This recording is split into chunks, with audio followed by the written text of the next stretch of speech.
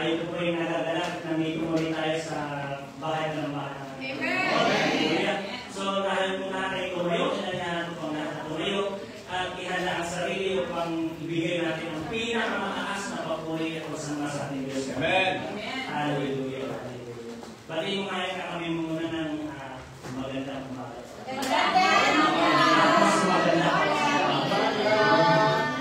Hallelujah! So, call to worship po natin ay nasa buko.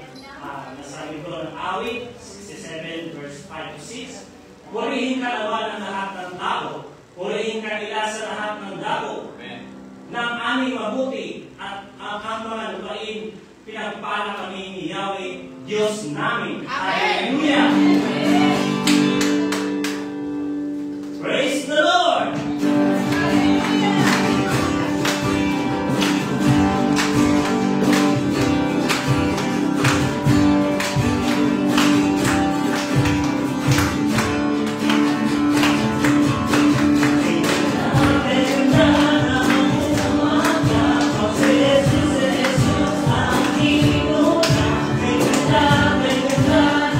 Oh,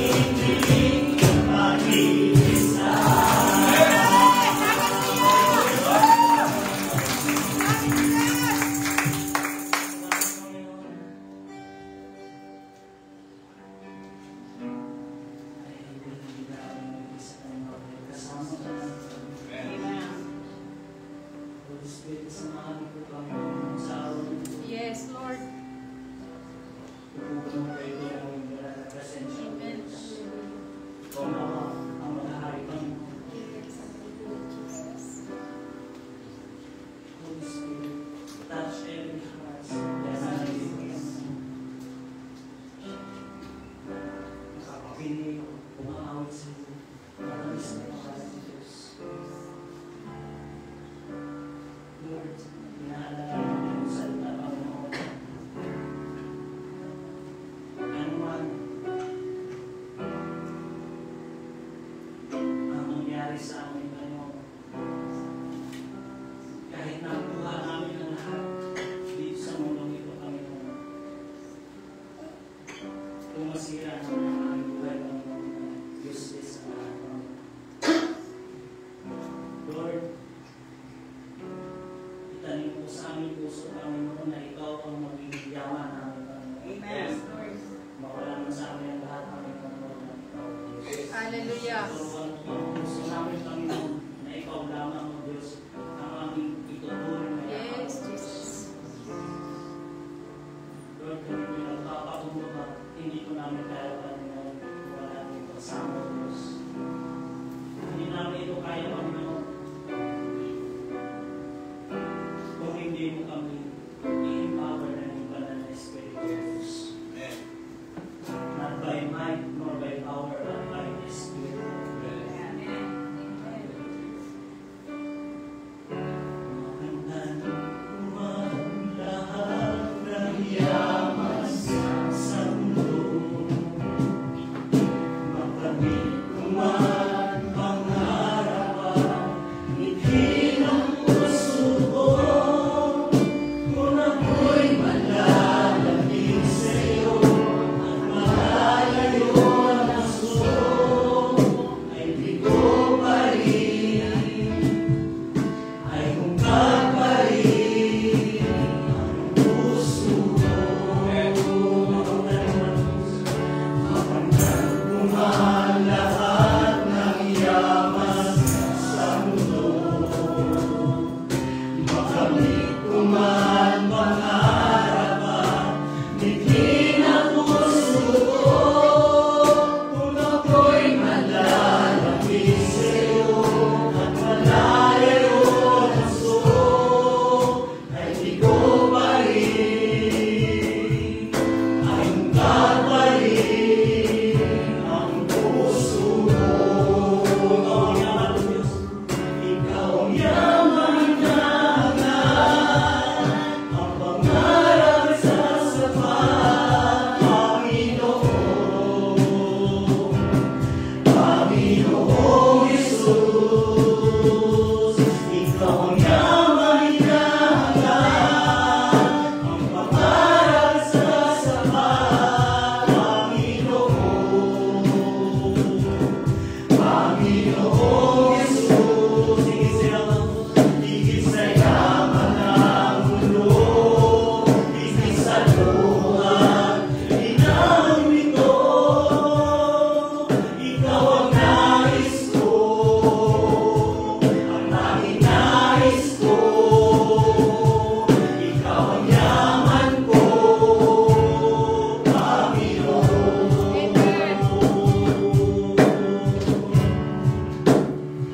Yes, Lord. Mahanggan mo lahat ng yaman sa mundo. Makamit ko man pangarapan, ngiti ng puso ko. Kung ako'y malalamig sa'yo at malalayo ng puso, ay di ko pa rin, at hungkag pa rin ang puso ko. Ikaw ang yaman na hangad, ang pangarap sa sapat, Panginoon. Panginoong Jesus, ikaw ang yaman na hangad, ang pangarap sa sapat, Panginoon. Panginoong Jesus, higit sa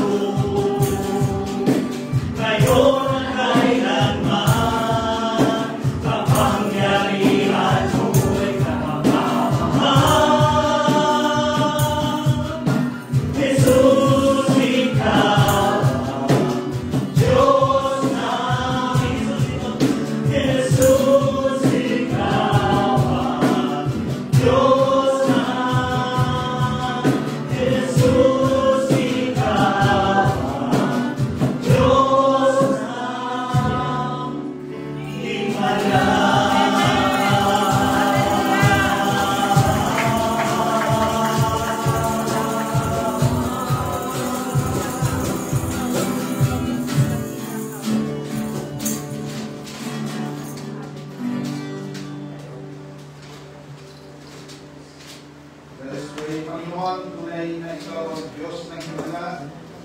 Ikaw noon, ngayon, at magpakailanman. Hindi ka nagbago, Panginoon. At patuloy ka, O Diyos, na kumikilos sa buhay, sa puso ng bawat isa. Dalangin namin, Panginoon, na pagharian niyo ang aming bayan, Pilipinas. Dalangin namin, O Diyos, Panginoon, na ang katwiran, ang katarungan ay maghari, Panginoon. Hinihiling namin, O Diyos, na umangat ang aming bayan. Amen.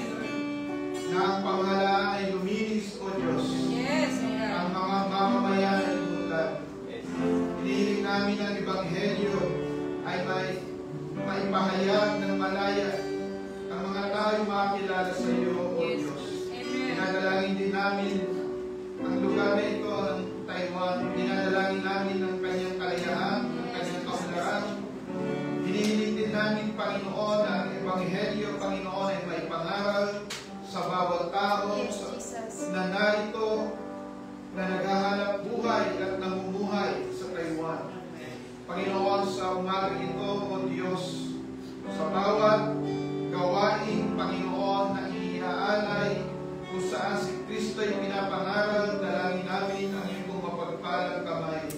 Maging sa dako na ito, O Diyos, ang iyong mapagpalang kamay ay umabot sa buhay ng bawat isa, maging sa mga mahal namin sa buhay, O Diyos. Dalangin namin din, Panginoon, na kayo po ay mapapurihan, maparagalan, O Diyos. Ang iyong salita ay may pangaral, Panginoon, at kayo ay mag-usap sa puso, sa buhay ng bawat isa. Itago niyo po sa krus ng Kalbaryo ang iyong lingkod, at patuloy ka, Panginoon, sumama sa amin ang kagalakan, Panginoon, ng banal na Espiritu, at ang kapayapaan ni Kristo Jesus ay sumaamin sa pangalan ni Jesus. Amen.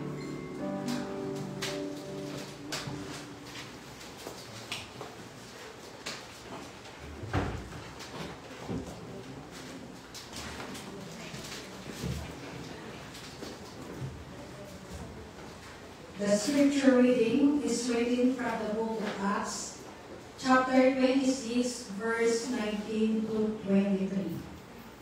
Therefore, King Agrippa, I was not disobedient to the heavenly vision, but declared first to those in Damascus and in Jerusalem, and throughout all the region of Judah, and then to the Gentiles, that these should repent, turn to God, and do works befitting repentance. For these reasons, the Jews seized me in the temple and tried to kill me.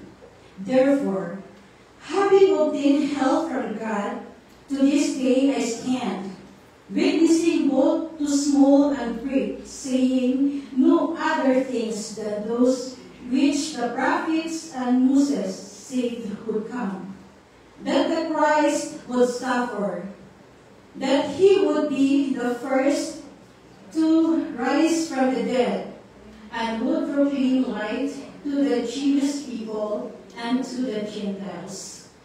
This is the word from God. Please be seated.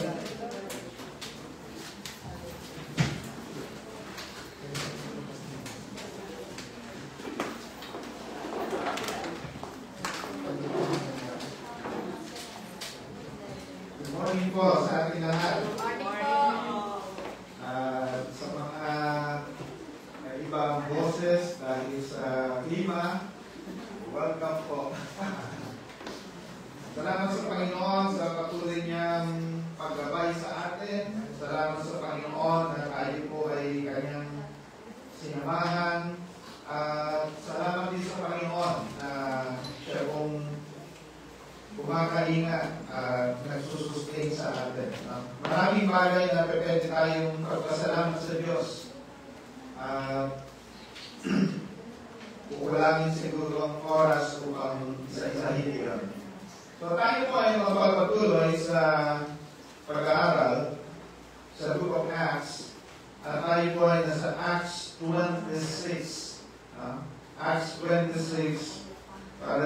series na ito sa Book of Acts.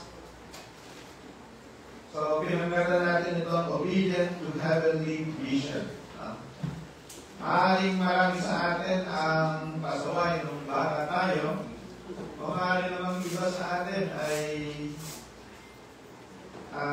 masunurin. No? Kung saan man kayo doon, nawa sa panahon na ito ay sabay-sabay tayong maging obedient to heavenly vision. Now, an Acts 26 records Paul's testimony before Agrippa. So siya po ay humarap sa Haring Agrippa dahil si Festus na noon ay namumuno, hindi masyadong maunawaan ang Hudyo. No? So, tinalakay niya kung paano yung dati niyang buhay. No? His past life as persecutor, and then he encountered Christ doon sa Damascus, and then from then on, he became obedient to the vision that Christ gave to him. At siya po ay nagkaroon ng bold proclamation. At yung proclamation niya is about repentance or reconciliation kay Christ, forgiveness, and resurrection. So tatlo yung kanyang emphasis: repentance, forgiveness, and the resurrection of Christ. So though accused of madness, he stands firm. At si Agrippa na convict but not converted. No? Yeah. And Paul's appeal is him to Rome. Okay. Now, dito sa Acts 26 verse 1 to 3, mababasa natin, then Agrippa said to Paul, "You have permission to speak for yourself." So Paul motioned with his hand and began his defense.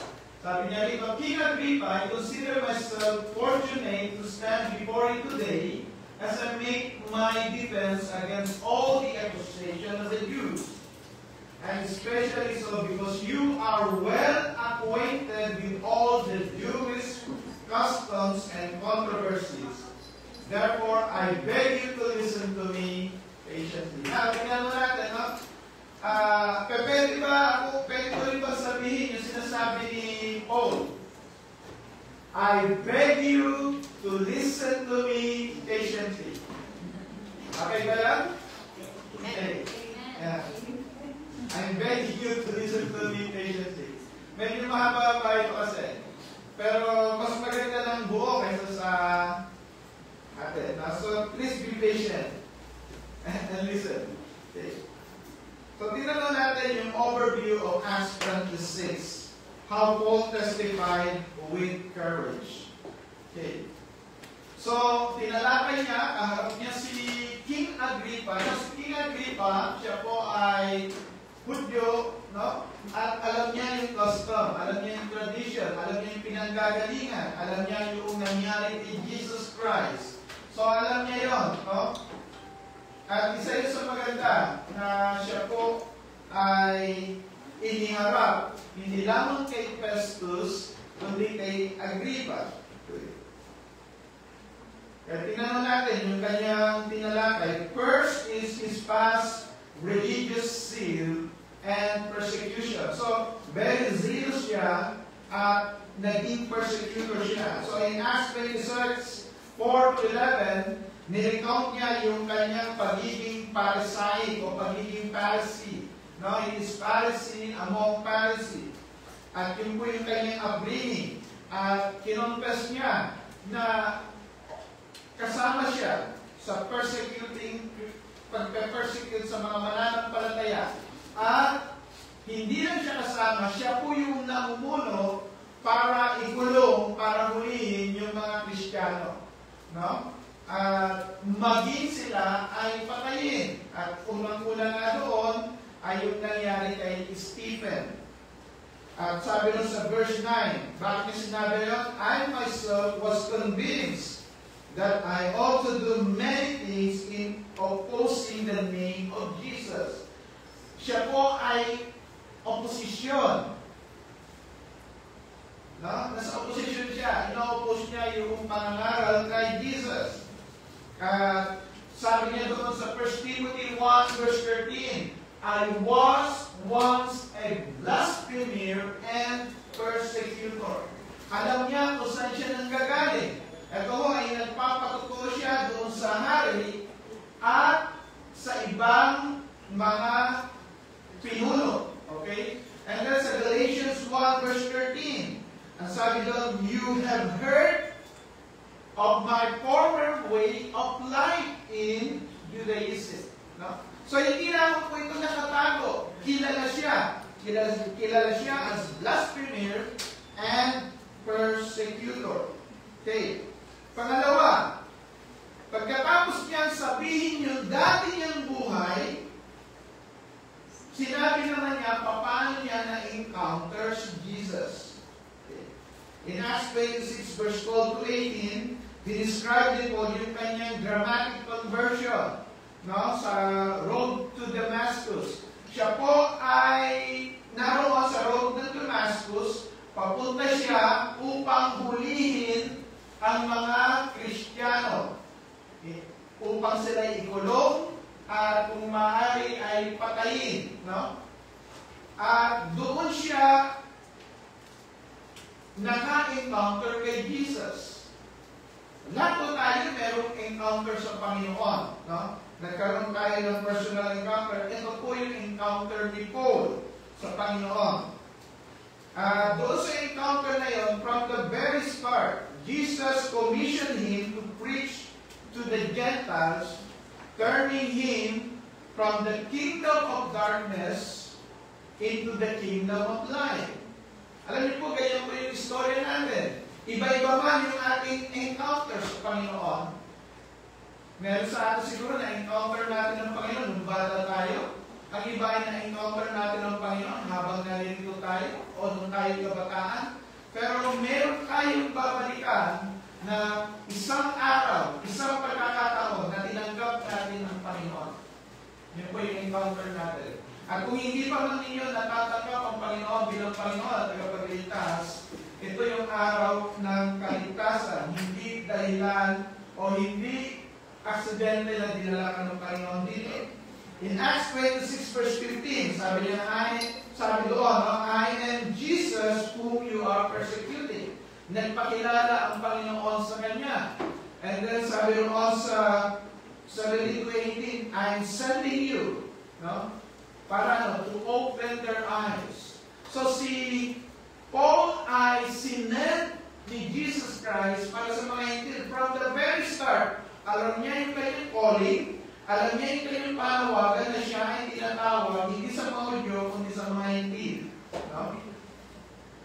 Yun po yung dapat po lagi natin maunawaan ito. Christianity is not about religion, it is about the kingdom. Na-transfer tayo from the kingdom or from the domain of darkness into the kingdom of the Son. No? Iba na yung hari natin. Kung noon sa mundo natin, akala natin tayo ang hari, tayo ang may control, iba na. No? Sa totoo naman, noon tayo, hindi pa tayo mananampalataya, wala naman talaga tayong control sa buhay natin. No? Ewan ko lang kung nakontrol ninyo ang buhay niyo.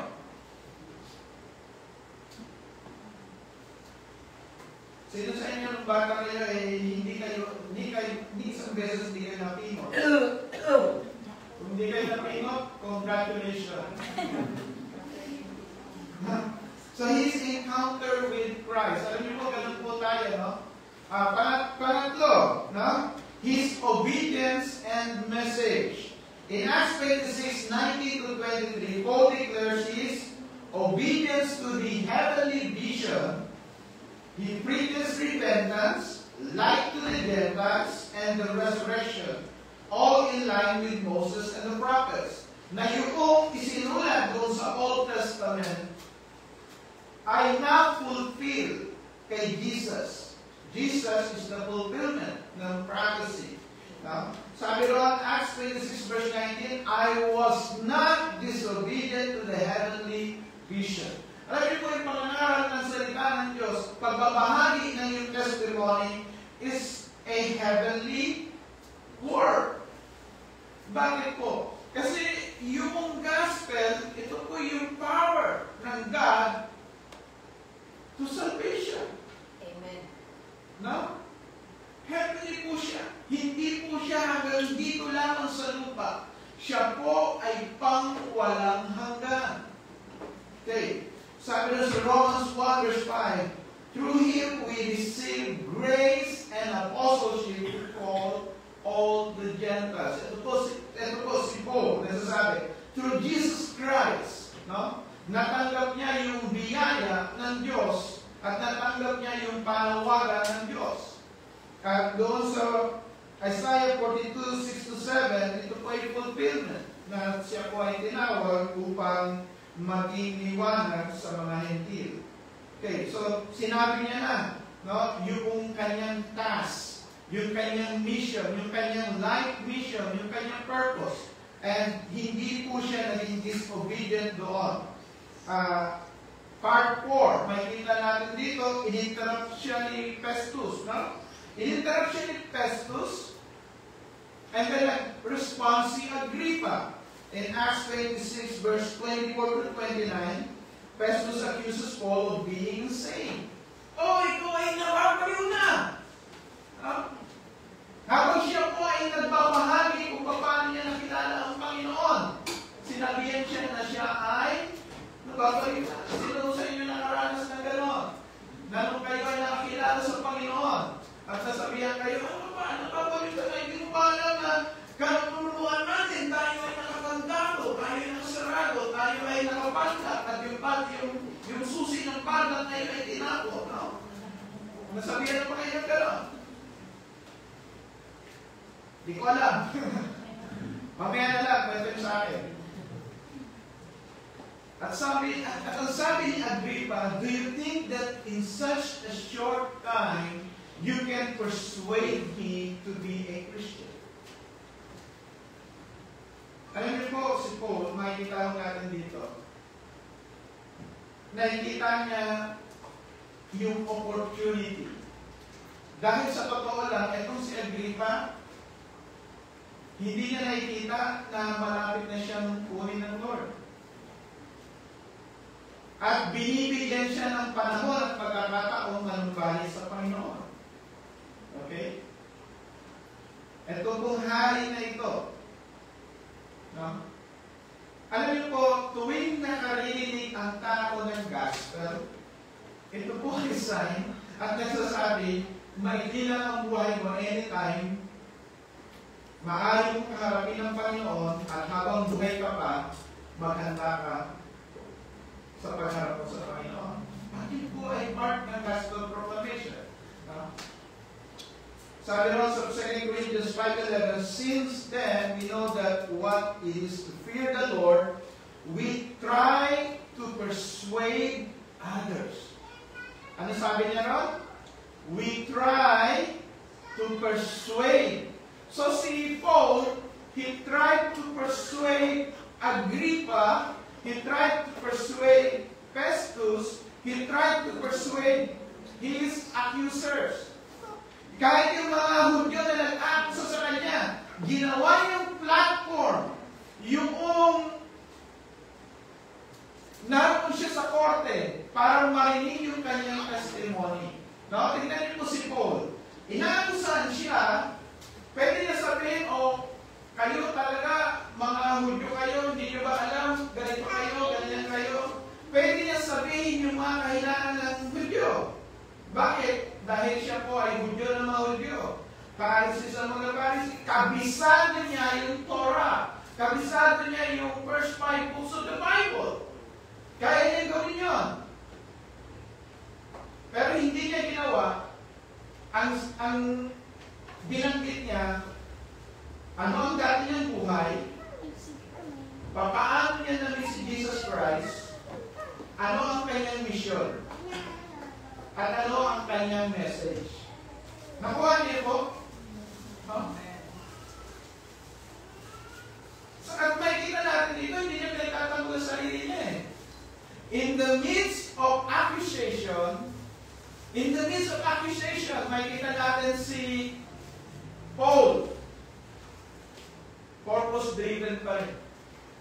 Alam niya yung mission niya. No? Driven siya by yung kanyang mission. Driven siya ng kanyang message. No? Hindi siya na-sway. Alam niya na siya'y mananampalatayang inaakusahan. Okay? Hindi niya, no? Wala yung, hindi niya binigyan ng masamang imahe yung mga nag-aakusa sa kanya. Kundi ang ginawa niya, he took yung platform na yon para ibahagi ang mabuting balita ng Panginoon. Di ba? Di ba maganda yun? Kapag tayo po ay naakusahan, hindi natin ibabalik at hindi natin aakusahan yung mga tao, kundi ipapakilala natin ang kabutihan ng Diyos. Amen. Sabi na sa 1 Peter 3:15, always be prepared to give an answer. Ano ba yung pinaniniwalaan natin? Ano ba yung pinananampalatayaan? Ano ba yung pinangahawakan natin? Always be prepared to give an answer. And Paul ay prepared. Handa-handa siya. Kahit na sa harapan ng korte, kahit na sa harapan ng hari, kahit na sa harapan ng governor, handa siya na ibahagi ang mabuting balita. At panglima, panghuli, verdict and reflection. Nakita natin dito, no? In Acts 26, verse 30 to 32, agreement versus agree, Paul is innocent. Alam niyo po, may itanong natin talaga, di ba? Sabi nila, pag ang tao laging nagtatanggol sa sarili, mas malabang yung lead. Di ba? Di ba? No? Si Paul ang pinag-usapan natin dito, mga kapatid. Baka sa Pilipinas, yung ba natin? Si Paul ito, si Paul. Nakuha natin, no? Sabi roon, Agrippa says, this man could have been set free if he had not appealed to Caesar. So, Paul appealed to the highest, no?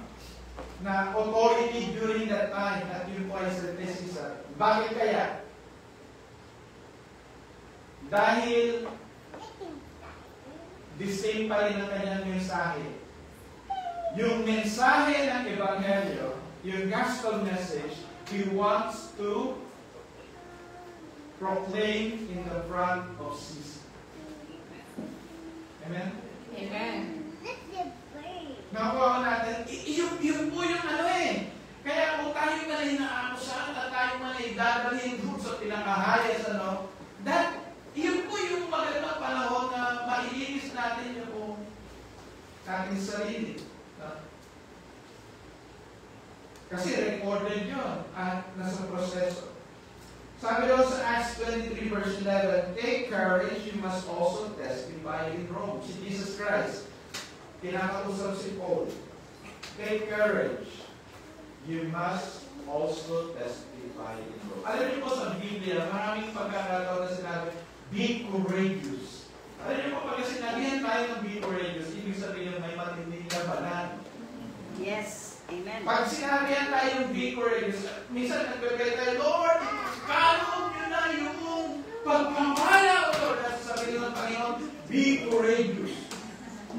Ibig sabihin, may matinding labanan. May kita ulit, kailan yung sinabi, no? Kay Moses, sinabi yun kay Joshua.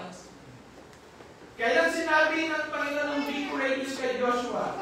Papasok sila sa promised land, haharap sila sa matinding labanan. No? Kaya kung tayo po ay maka-experience ng tinatawag na moment na tayo po ay kakaunay ng Panginoon, sabihin niya, be courageous, anak. Ang ibig sabihin nun, tumatag ka, may bagyong parating. Tumatag ka, may bagyong parating. Hindi, kasi kapag yung be courageous, tumatag ka, may bayaring parating. Ay, hindi, bagyong. Bagyong parating. Take courage, you must also testify in Rome. At ito yung realization ni Paul sa kanyang pagkakakulong. Sabi sa Philippians 1 verse 12, what has happened to me has actually served to advance the gospel.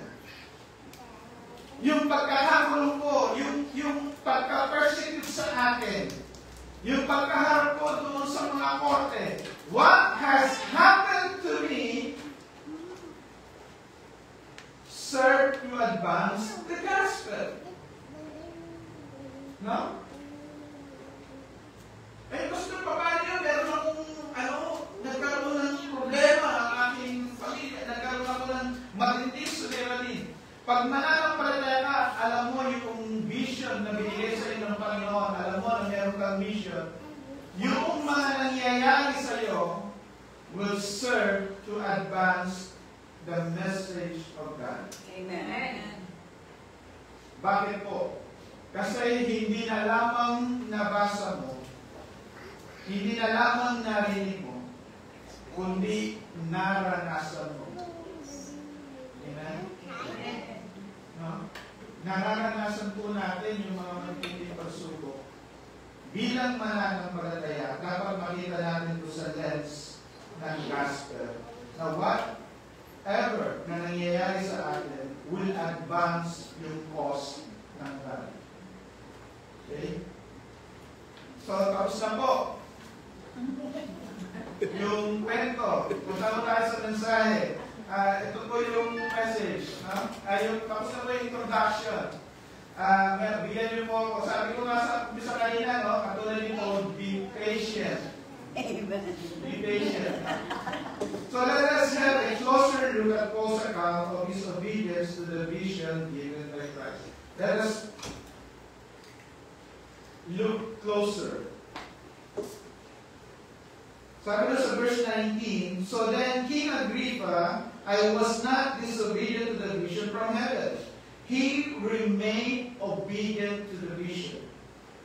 Kahit kagalit sa kanya yung mga tao, kahit nakukulitan sa kanya yung mga tao, kahit na siya ay binato, kahit na siya ay binugbog, kahit na siya ay hinuli, kahit na siya ay kinulong, he became and he remained obedient to the vision. Amen. So Paul told King Agrippa, he obeyed the vision from Jesus on the Damascus Road. He never resisted the call of God. At pagka tayo po ay tinatawag ng Diyos, yung panawagan ng Diyos ay panawagan ng pagsunod. God calls us to obedience when He reveals His vision. Pagka naunawaan natin yung mission, ito po ay hindi lamang for information. It is for action. It is for obedience. So yung response ni Paul shows the necessity of us aligning our life doon sa God's revealed will, God's vision to us. Pag sinabi natin, tayo mananampalataya, hindi lang po tayo nananampalataya, Lord, nananampalataya ako, basta di ko lang ako, no. Ina-align po natin yung sarili natin sa kalooban ng Diyos. No? Yun po ay obedience. So, true transformation requires not just hearing God's call, but responding with obedience, even when it leads to hardship, even when it leads to persecution, even when it leads to trials, to temptation. Yung transformation na nangyari sa atin. So his entire ministry, he preached repentance, he proclaimed Jesus Christ. Saan yun nakaroon? Doon sa moment na sinabi niya, I will obey. I will obey.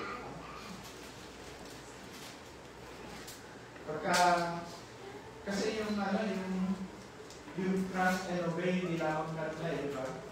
Trust and obey, for there's no other way To be happy in Jesus, but to trust and obey. Diba? Amen. Diba, yun yung marinig kumanta, kaya kanta To trust is to obey. Trust and obey. Pangalawa, he remained steadfast in preaching repentance. He remained steadfast in preaching repentance. Eh, ang hirap nila yung preach. Kasi bakit po, lahat ng tao entitled. Ang taas na entitled ng tao. Diba? Maka social media, maka ano. But he preached repentance. Acts 26 verse 20. First to those in Damascus, then to those in Jerusalem, and in all Judea, and to the Gentiles also, I preached that they should repent and turn to God and prove their repentance by their deeds. Ha? Minsan pinuputo ito. Basta mag-repent ka lang, ano? Tinakas kamay ko, umiyak ko, pagkalabas ko, balik sa dati. Hindi ko ganun. Amen. Hindi ko ganun. Nasabi ron, and prove their repentance by their deeds. Ha? May pagbabago. May nababago. So he proclaimed in Damascus, Jerusalem, Judea, and to the Gentiles that all must repent and live according to the gospel. No? So dito po makikita natin that Paul's consistent message, despite persecution, despite hardship, gave him credibility. No? Doon sa harap ni Festus, sa harap ni Agrippa, na credible yung kanyang testimony. Bakit? Pwede niya na iligtas yung sarili niya. Pero hindi niya gawa. So, post-steadfast preaching shows that true transformation begins with repentance, and the gospel must be proclaimed without compromise, even amid persecution. Hindi mo kailangan ma-compromise ang gospel, mga kapatid. Eh, hindi, pastor, huwag masyadong repent. Huwag masyadong ano. Bakit? Kasi baka ayaw yung tao. Mga kapatid, hindi ito patungkol sa ayaw at gusto mo. Ito ay patungkol sa gusto ng Diyos. Amen. At ang gusto niya, manumbalik tayo sa Kanya. Ang gusto niya, mawala tayo sa kadiliman. Ang gusto niya, mawala tayo from the kingdom of darkness at malipat tayo into the kingdom of His Son, the kingdom of light. Amen. That's why si Paul ay consistent sa kanyang message. Message of repentance. Kailangan manumbalik ang tao sa Diyos. Kailangan aminin ng tao na siya nagkasala. Dahil hanggang hindi mo sinasabing at inaamin na ako'y makasalanan, hindi mo kailangan ng Savior. Pero si Jesus ay namatay sa krus para sa kabayaran ng aking mga kasalanan. Pangatlo, he faced opposition but received divine help. Yes, he was opposed, but God supported him. Verse 21, that is why the Jews seized me in the temple courts and tried to kill me. Tingnan niyo, religious people. Saan siya gustong patayin? Doon siya sa templo at gusto siyang patayin. But I have had God's help to this very day, and so I stand here and testify to small and great alike. I'm saying nothing beyond what the prophets and Moses said it would happen. So God sustained Paul amidst persecution. Mga kapatid, hindi tayo iiwan, hindi pababayaan ng Panginoon. Amen. Resistance is inevitable. I-resist ka ng kapatid mo, i-resist ka ng maaaring asawa mo, kaibigan mo, maaaring pagtawanan ka. Pero huwag natin ipagpalit yun sa buhay na meron tayo sa Panginoon. Resistance is inevitable, but God's sustaining ensure that His mission will continue. Yung mga nangyayari ngayon, no? Sa Africa, mayroong nangyayaring persecution. Sa iba't ibang bansa, may mga nangyayaring persecution. Persecution will not hinder mission. No? So Paul endured persecution, yet God's help sustained him. His testimony shows that divine strength empowers faithfulness in every circumstance. Sa lahat ng circumstances, no, kaya pag tinawag natin, sa lahat ng panahon, Diyos kasi. Pag sinasabi natin yun, hindi mo natin sinasabi, Lord, pagka masaya ako, Diyos ka sa akin. Lord, pagka may karong sweldo, Diyos ka sa akin. Hindi mo, sa lahat ng panahon. Amen. Sa lahat ng pagkakataon. Faithful ang Diyos. Amen. Tunay po. Kahit sa gitna ng persecution, faithful ang Diyos. Sabi nun sa 2 Timothy 4:17, but the Lord stood at my side and gave me strength, so that though the message may be fully proclaimed and all the Gentiles may hear it. No? Through me, mangyari naman mapakinggan yung buong gospel. Pang-apat, he stressed that Jesus is the promised Messiah. He could compromise, but no, he didn't compromise the message.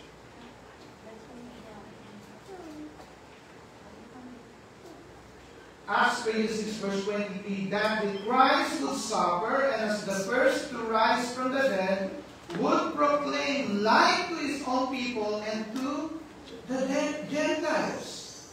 No? The life, death, and resurrection of Jesus Christ were part of God's divine plan revealed in the Scriptures. So yung Judaism upheld the law of Moses, but Paul preached salvation through faith in Christ for all nations. So basahin mo natin sa Galatians 2:15, bakit magalit yung mga Hudyo? Bakit galit yung mga religious leader? Kasi pinoproclaim niya, iisa lamang ang tagapagligtas.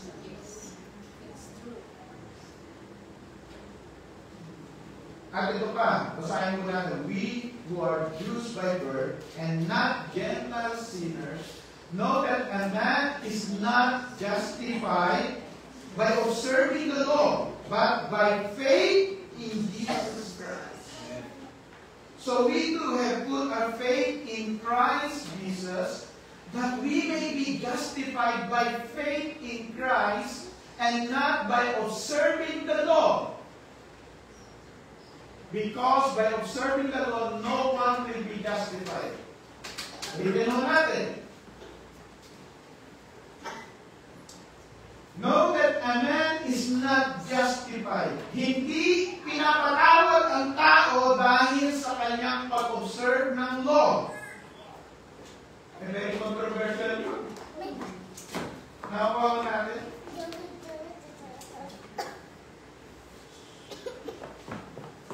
Kaya kung minsan nagtatanong ano yung mga Kristyano, pati, hindi mo tayo yung observance na ng law. Hindi tayo ma-justify eh. Minsan tayo naglalagay ng mga criteria, no? Kapatid, pwede mag-church na yun. Bakit? Ang easy ng group mo. Kapatid, hindi ka mo, mag-church ka na yun, bakit ganyan ang itsura ko? Tatanggalin tayo ng Panginoon kung ano tayo. Amen. At babaguhin niya tayo. Hindi niya sinabi, baguhin mo ang sarili mo, tapos lumapit ka sa akin. Ang sinabi niya, lumapit ka sa akin. Kung nasa mong lumapit sa akin, magbago ka, then you could live your life na dapat. Tinanggap tayo ng Panginoon, kaya ano tayo? Sino tayo?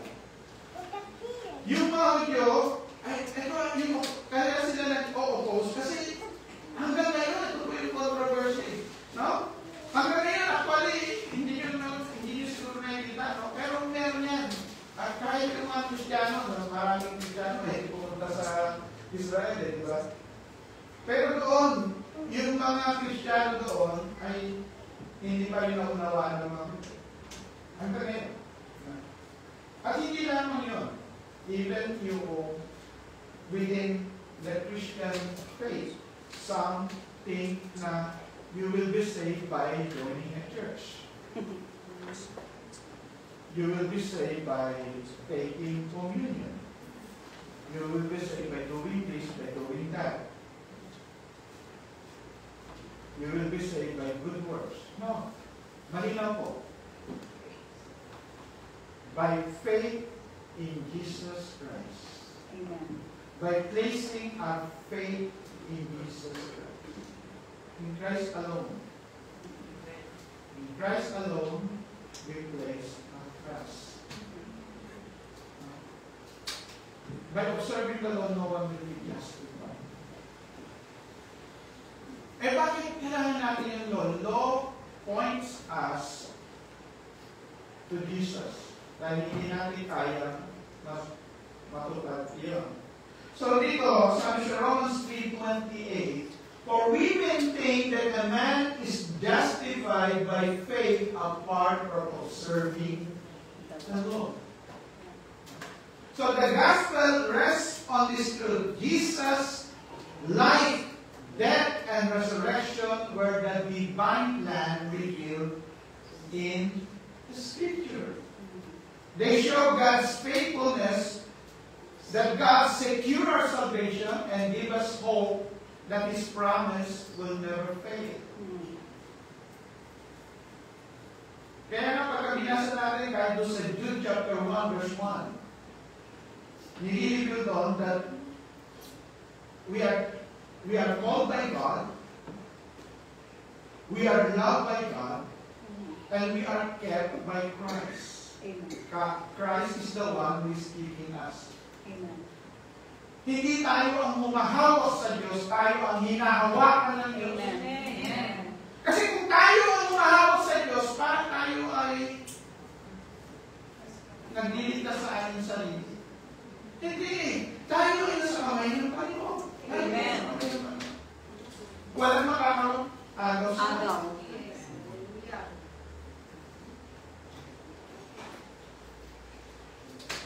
Kaya kahit saan tayo naroon, kung alam natin na yung pananampalataya natin ay hindi nakabasa sa ating kakayanan, sa ating gawa, sa observance of the law, but by faith in Christ. Mauunawaan natin. Isa lamang ang Messiah, isa lamang ang tagapagligtas. Amen. Salamat sa pakikinig, mga kapatid. Pupunta na ako sa third part.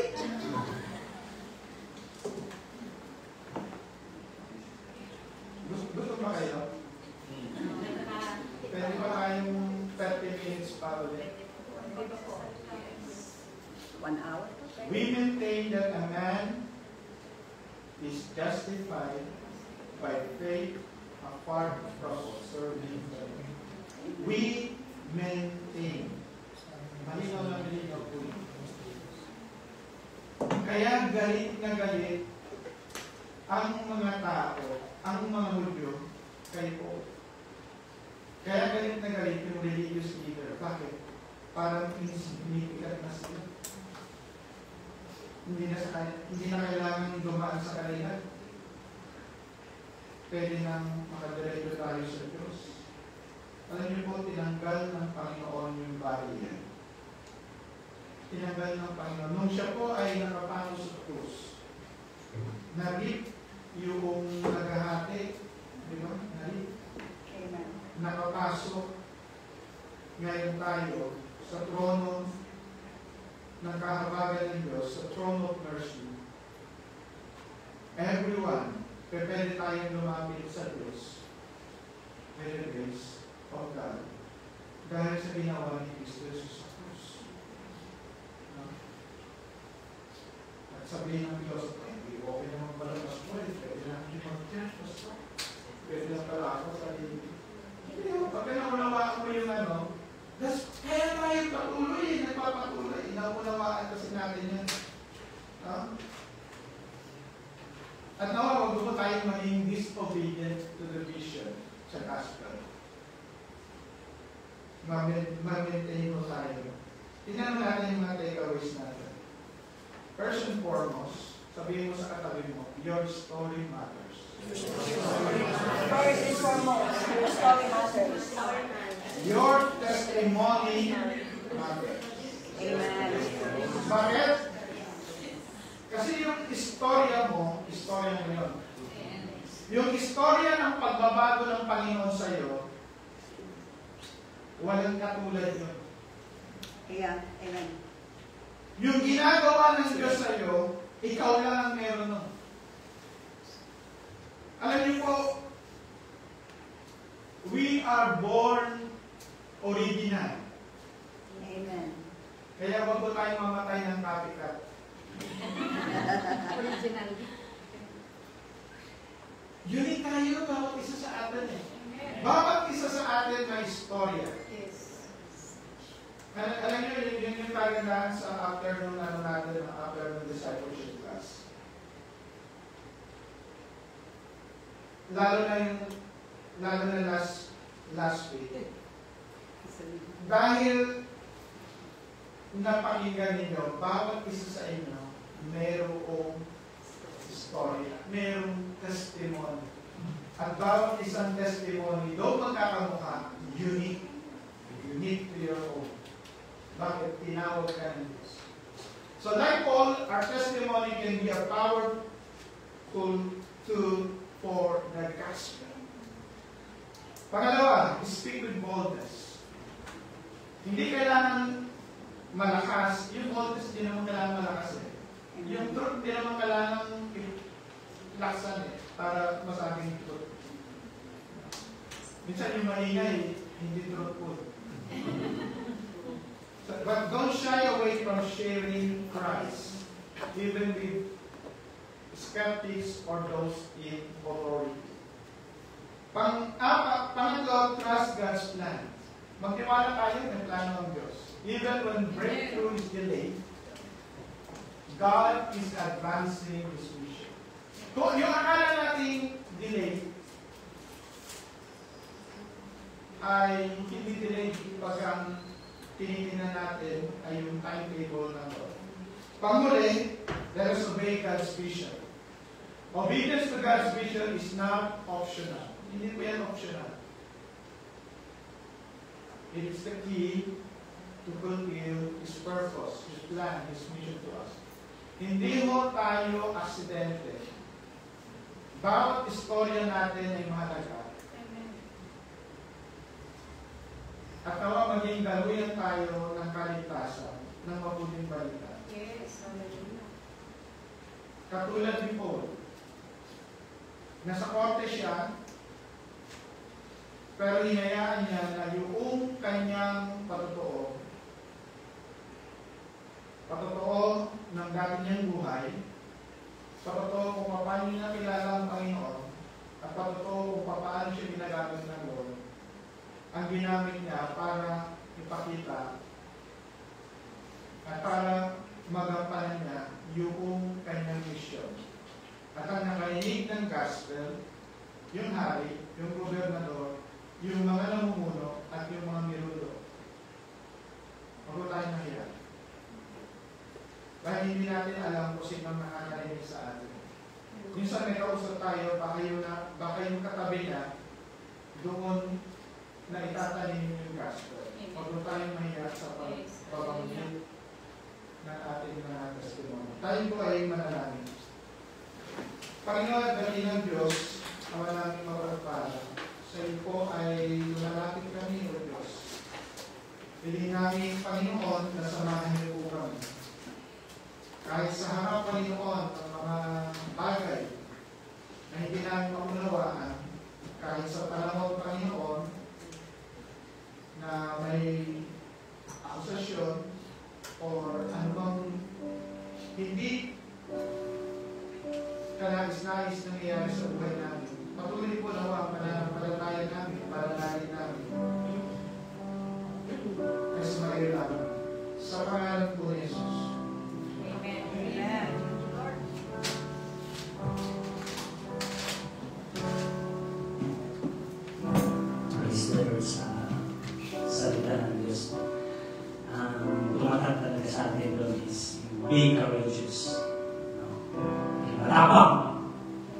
Sino matapang dyan?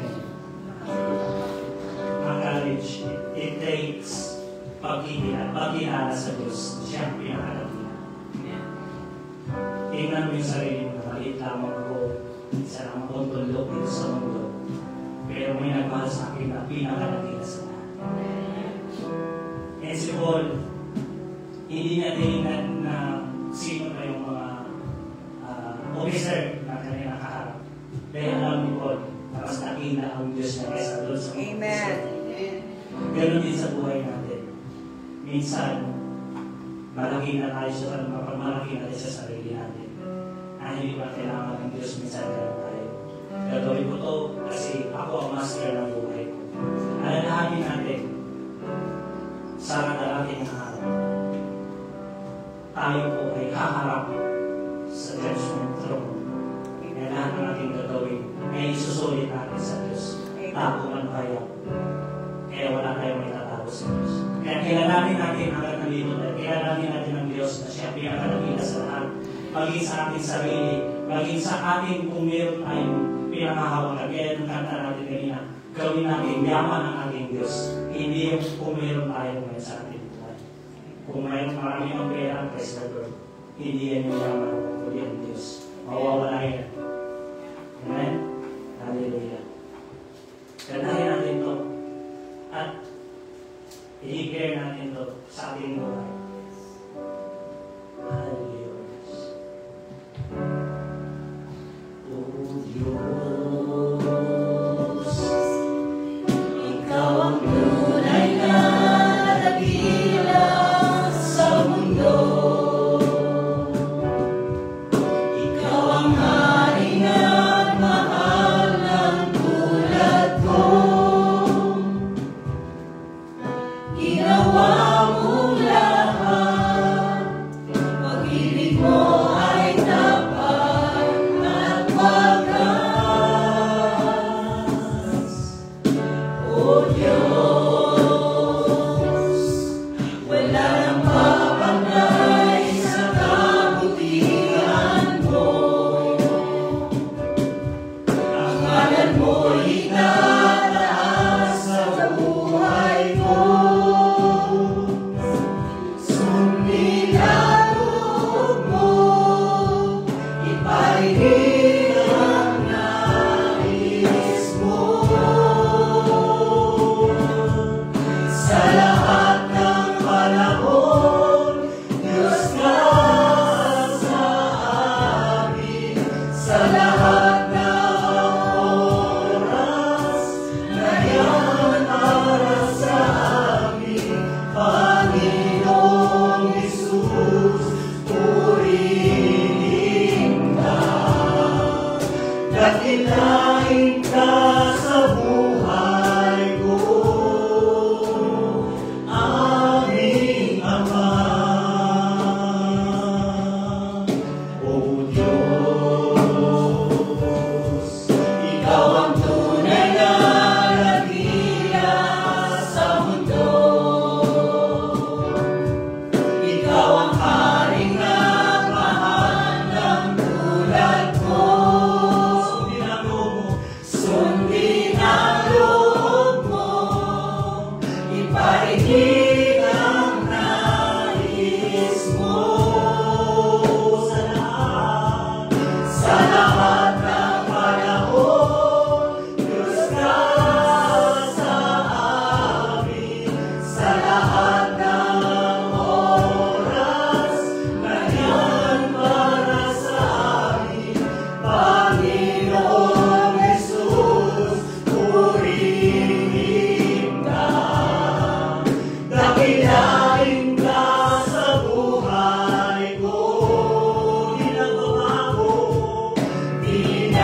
Pinagbabago, Diyos ka sa amin.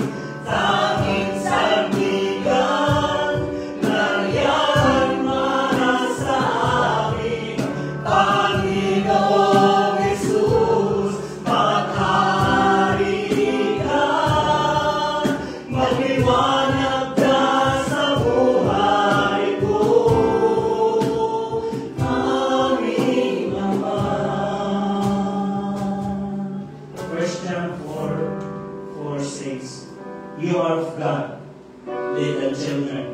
and have overcome them.